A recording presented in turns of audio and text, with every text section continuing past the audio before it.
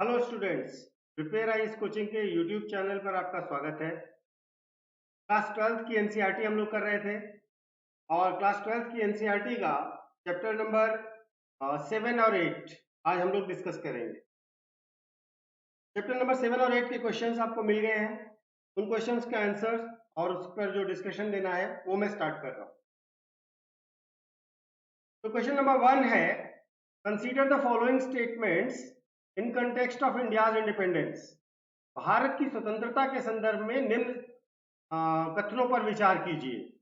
Number 1, it was feared that like so many other newly independent countries, India too would not be able to manage a democratic succession। यानी कि जैसे कि बाकी देश आजाद हुए वैसे ही भारत भी आजादी के बाद ये डेमोक्रेसी का सक्सेशन नहीं झेल पाएगा, उसके लिए सक्षम नहीं है भारत। ठीक है।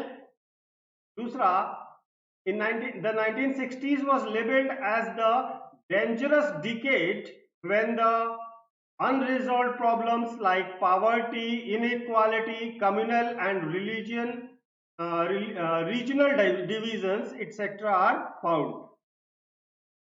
1960 के दशक को डेंजरस डिकेड माना जाता है क्योंकि इस दौरान बहुत सारी ऐसी समस्याएं थी जो कि अनसॉल्व थी, जैसे कि पावर्टी, इनइक्वालिटी, कम्युनल टेंशंस और रीजनल डिविजन्स। ठीक है, तो ये है क्वेश्चन पहला। अगर हम इस क्वेश्चन की बात कर रहे हैं तो देखिए, पहली बात यह है कि हाँ, ये सच है कि जब हम आजाद हुए तो इस बात को लेकर के बहुत सारे लोगों में डर था और कई सारे आपको ऐसे एडमिनिस्ट्रेटिव विचारक मिलेंगे, कई सारे फ्रीडम फाइटर मिलेंगे जिनका ये मानना था कि हमें प्योरेस्ट फॉर्म ऑफ डेमोक्रेसी में नहीं जाना चाहिए। इसका एक एग्जांपल सुभाष चंद्र बोस भी है।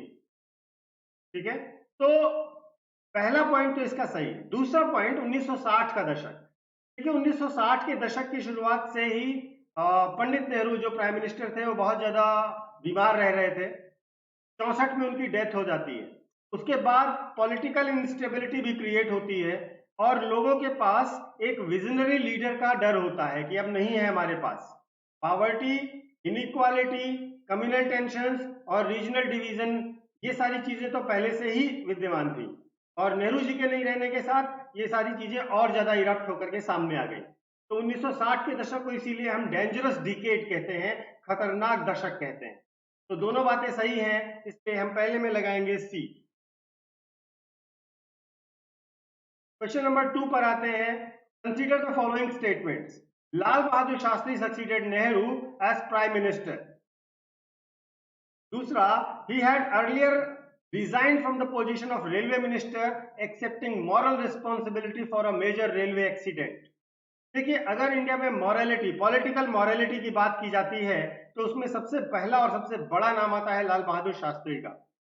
जिस दौरान वो रेल मंत्री थे उस दौरान एक रेल दुर्घटना हुई और उसकी मॉरल रिस्पॉन्सिबिलिटी लेते हुए उन्होंने रेलवे मिनिस्टर से रिजाइन कर दिया था। और ये एक क्लासिकल एग्जाम्पल है एडमिनिस्ट्रेटिव रिस्पॉन्सिबिलिटी का, पॉलिटिकल मॉरलिटी का। तो दूसरा पॉइंट सही है। लाल बहादुर शास्त्री पंडित नेहरू के बाद भारत के प्राइम मिनिस्टर बने। एक्चुअली उस समय कांग्रेस के जो चेयरमैन थे, जो कांग्रेस के अध्यक्ष थे, के कामराज थे और उन्होंने अपना लोकल जो सर्वे करवाया उसमें मोस्ट पॉपुलर लीडर भी थे लाल बहादुर शास्त्री। इस वजह से उनके नाम को ही आगे बढ़ाया गया due to sudden death of Pandit Nehru. तो दोनों पॉइंट सही है, आप इसमें भी सी लगाइए। Question number 3, which of the following events took place during the reign of Indira Gandhi. Indira Gandhi के कार्यकाल में क्या क्या हुआ? स्लोगन ऑफ गरीबी हटाओ, हटाओ।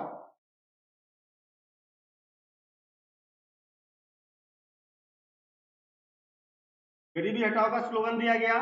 बांग्लादेश की लिबरेशन वॉर हुई, लिबरेशन आर्मी भी बनाई गई थी, इंडिया ने डायरेक्ट सपोर्ट किया था। एबोलिशन ऑफ प्रीवी पर्स को समाप्त किया गया था और नेशनलाइजेशन ऑफ बैंक्स भी किया गया था। तो ये चारों चीजें इंदिरा गांधी के शासनकाल में हुई हैं, इसलिए आप इसमें डी लगाइए। Question number 4, The elections of 1967 brought into picture the phenomena of coalition। 1967 के चुनाव ने भारत में गठबंधन का दौर लाया, गठबंधन का शुरुआत लाया। The most of these cases the कोalition partners were ideologically congruent. ज्यादातर मामलों में जो कोalition पार्टनर्स थे, जो गठबंधन के साझीदार थे, वो विचारात्मक रूप से एक दूसरे से भिन्न थे। ठीक है, तो देखिए ऐसा है कि 1967 के बाद आप देखेंगे तो कांग्रेस का डोमिनेंस कम होता है, स्टेट्स में अलग अलग कोalition गवर्नमेंट्स बनती हैं। हाँ, एक खास बात ये थी कि ये कोalition गवर्नमेंट्स जो थी वो ज्यादातर अलग अलग पॉलिटिकल पार्टीज, अलग अलग आइडियोलॉजिकली डिफरेंट पॉलिटिकल पार्टीज से मिलकर बनती है। जैसे कि इसका एक क्लासिकल एग्जाम्पल है बिहार। बिहार में जो सरकार बनती है उसमें लेफ्ट पार्टीज होती हैं, उसमें राइट विंग भी होता है, उसमें जो है सोशलिस्ट भी होते हैं, समाजवादी, वामपंथी दल और राइट विंग पॉलिटिकल पार्टीज। ये सब मिल करके बिहार में सरकार बनाते हैं और सबके आइडियोलॉजिकली सब डिफरेंट हैं। तो ये बात बिल्कुल सही है, दोनों चीजें सही हैं, इसलिए हम 4 में सी लगाएंगे। Question number 5, defection means an elected representative leaves the party on whose symbol he or she was elected and joins another party। दल बदल का मतलब है कि कोई भी पार्टी के चुनाव चिन्ह पर चुनाव जीते और अपने दल को बदल दे और दूसरी पार्टी में ज्वाइन कर ले। ठीक है, तो ये बात सही है। दूसरा, the syndicate that had played a role in the installation of Indira Gandhi as prime minister by ensuring her election as a leader of parliamentary party। देखिए, इंदिरा गांधी के समय में एक बार ऐसा भी हुआ कि बहुत सारे लोगों ने मिल करके उनको इंस्टॉल किया था as a leader of parliamentary party, जिसके लिए यहाँ पर सिंडिकेट वर्ड का इस्तेमाल किया गया है। ठीक है, और चूंकि बहुत सारा विरोध भी था इंदिरा गांधी को लेकर के, तो इसलिए उनके लिए जरूरी था।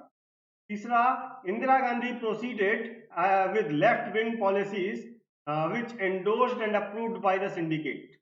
नहीं, देखिए, इंदिरा गांधी ने लेफ्ट विंग जो पॉलिसीज थी वो सिंडिकेट के अप्रूवल से नहीं शुरू की थी, और ये चीज बिल्कुल सही नहीं है।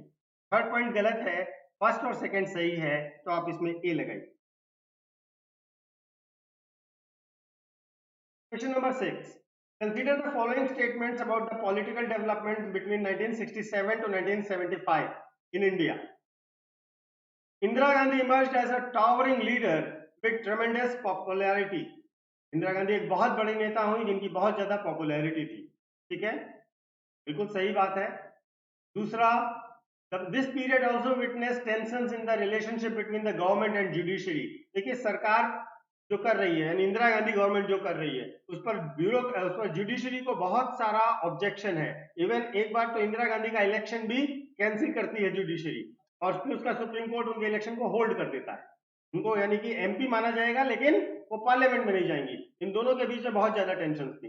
अब देखेंगे जो हायर जुडिशरी है उसके अपॉइंटमेंट्स में 2 बार ही ब्रीच ऑफ प्रोसीजर हुआ है। ठीक है, और वो दोनों बार इंदिरा गांधी के समय में हुआ। तो चीफ जस्टिस को on the basis of their seniority नहीं अपॉइंट करती। तो ये दोनों के बीच में बहुत टेंशन थी।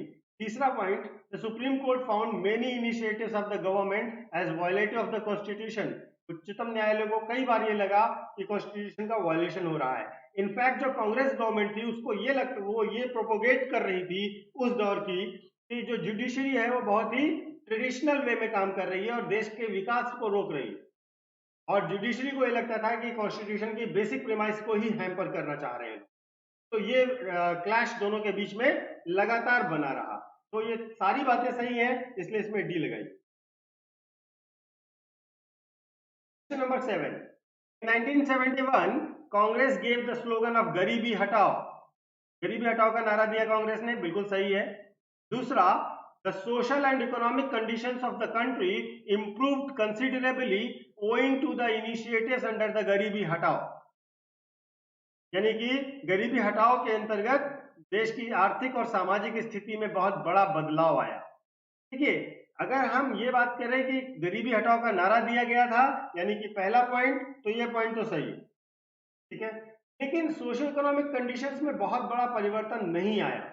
ठीक है, ये स्थितियां बहुत ज्यादा नहीं बदली, गरीबी की स्थिति भी बहुत ज्यादा नहीं बदली, और इसका यहाँ तक कि महंगाई 30% तक बढ़ गई थी। तो गरीबी और बढ़ी ही एक तरीके से जिसको हम कहें, तो ये सेकेंड पॉइंट तो सही नहीं है।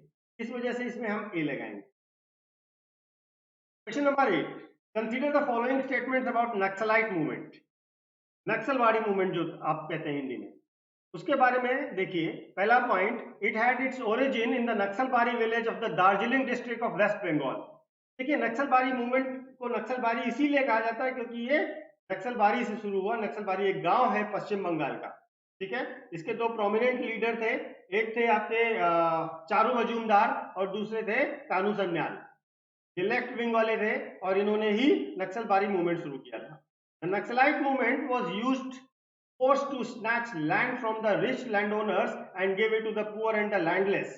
जो नक्सलवादी मूवमेंट था वो अमीरों से, भूमि के बड़े जमींदारों से जमीन लेता था और उसको गरीबों में डिस्ट्रीब्यूट करता था। ये दोनों बातें सही हैं। The Naxalite movement has now splitted into various parties and organizations। जो नक्सलवादी मूवमेंट है वो बहुत सारी पार्टी और बहुत सारे ऑर्गेनाइजेशन में डिवाइड हो गया है। तो ये तीनों बातें सही हैं, तो इसको हम डी लगाते हैं। Question number 9, in 1975 Allahabad High Court had declared Indira Gandhi's election to Lok Sabha as void। ये मैंने अभी अभी आपको बताया, ये इलाहाबाद हाई कोर्ट ने किया था और इसके बाद जो ये हाई कोर्ट का डिसीजन आया था, इसके बाद सुप्रीम कोर्ट ने इस पर पार्शियल स्टे लगा दिया था, ठीक है। और इस इलेक्शन को वॉइड घोषित करने के कारण क्या हुआ, इलेक्शन को वॉइड घोषित करने के कारण राजनारायण इंदिरा गांधी को हरा करके विजेता घोषित किए गए। It was declared invalid on the basis of the reason that Indira Gandhi used government machinery in the election campaigns। जी, इनके ऊपर आरोप यही था कि इन्होंने इलेक्शन के कैंपेन में सरकारी मशीनरी और सरकारी तंत्र का इस्तेमाल किया है, ठीक है। तो इस हिसाब से दोनों बातें सही हैं, आप सी लगा दीजिए। Question number 10, the Shah Commission was appointed by Janata government in 1977 to examine the issues of emergency of 1975। 1975 में जो आपातकाल लगा था उसकी जांच के लिए जनता सरकार ने शाह कमीशन बनाया था। जनता सरकार ने जो शाह कमीशन बनाया था उसके अध्यक्ष थे जे शाह, ठीक है। इस कमीशन ने को इंक्वायर करना था तो इमरजेंसी में हुआ उन सब के बारे में। The investigations by the Shah Commission found that there were many excesses committed during the emergency। Shah commission ने अपनी रिपोर्ट में ये कहा कि इमरजेंसी के दौरान बहुत सारी गलतियां हुई हैं, बहुत सारी गलत कार्यवाहियां हुई हैं, मेनी एक्सेसेस हुए हैं। ये इनकी दोनों बातें सही हैं, इसमें आप लगाइए, ठीक है। देखिए, इस तरीके से आपका जो ये चैप्टर है, इस चैप्टर के 10 क्वेश्चन हमने कर दिए। अब केवल एक चैप्टर बचा हुआ है, चैप्टर नंबर 9, उसको हम लोग कल कवर करेंगे, ठीक है। तो इस तरीके से हमारी ये एनसीईआरटी क्लास 12 तक की सारी कंप्लीट हो जाएगी और इसके बाद हम लोग नेक्स्ट सब्जेक्ट को स्टार्ट करेंगे। आप लोग चाहें तो नेक्स्ट सब्जेक्ट के लिए आप अपने सजेशंस कमेंट बॉक्स में कमेंट कर सकते हैं। जैसा आप लोग चाहेंगे उसी हिसाब से अगला सब्जेक्ट हम लोग शुरू करेंगे। ध्यान रखिए, इसमें केवल एनसीईआरटी ही नहीं, आप चाहें तो बेसिक बुक्स भी इंक्लूड कर सकते हैं, ठीक है। जैसे कि मैं पॉलिटी के लिए लक्ष्मीकांत रेफर करूंगा, इकोलॉजी एनवायरमेंट के लिए आपका शंकर आईएएस रेफर करूंगा, हिस्ट्री के लिए स्पेक्ट्रम रेफर करूंगा। इनके लिए इनकी भी शुरुआत कर सकते हैं हम लोग चैप्टर वाइज। आप लोग एक बार देख लीजिए और जैसा भी आप लोग की इच्छा हो आप कमेंट करके बताइए। हम लोग नेक्स्ट सब्जेक्ट और यूनिट स्टार्ट करेंगे कल के बाद। Thank you so much.